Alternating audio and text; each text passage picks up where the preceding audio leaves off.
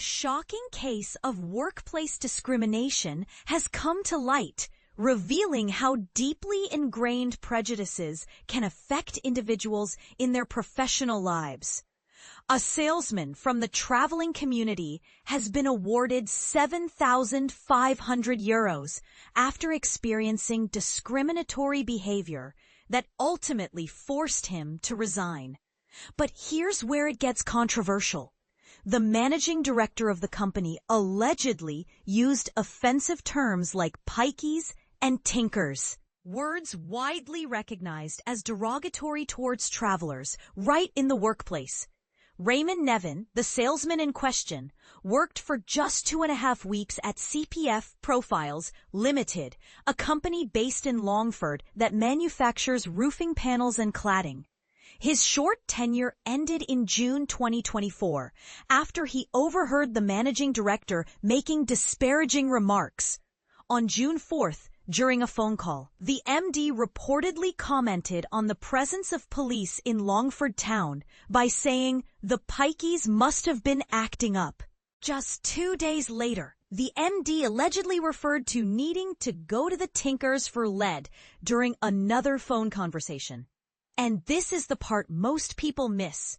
The discrimination wasn't just limited to private conversations.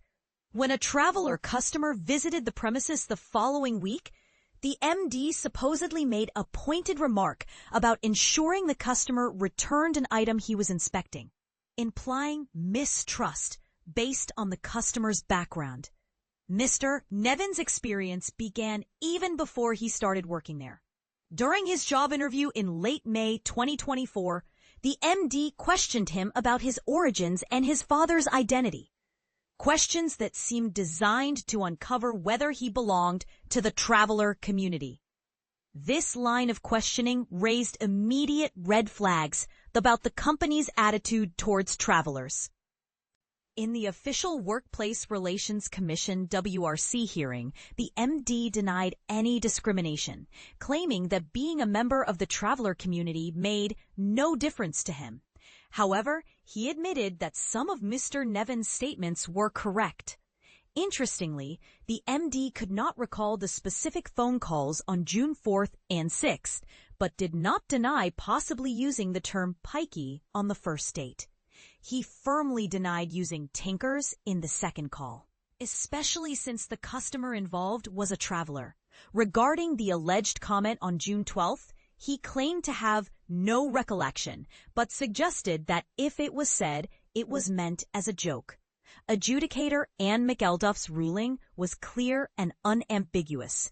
She stated, "I am satisfied there was a culture and tolerance in the respondent's workplace of the use of derogatory terminology such as pikeys or tinkers to describe travelers." While Mr. Nevin acknowledged that the remarks were not directly aimed at him, he expressed that hearing such language made him feel deeply disheartened and discriminated against. Upholding Mr. Nevin's complaint under the Employment Equality Act 1998, the WRC awarded him €7,500 in compensation, an amount roughly equivalent to 19 weeks of his wages. This case highlights a broader issue: how workplace cultures can sometimes silently permit or even encourage discriminatory language and attitudes, creating hostile environments for minority groups. What do you think? Is this compensation enough to address the emotional and professional harm caused? And how should companies be held accountable for fostering such toxic cultures? Share your thoughts and experiences in the comments below. Let's start a conversation about discrimination that often goes unnoticed but has real consequences.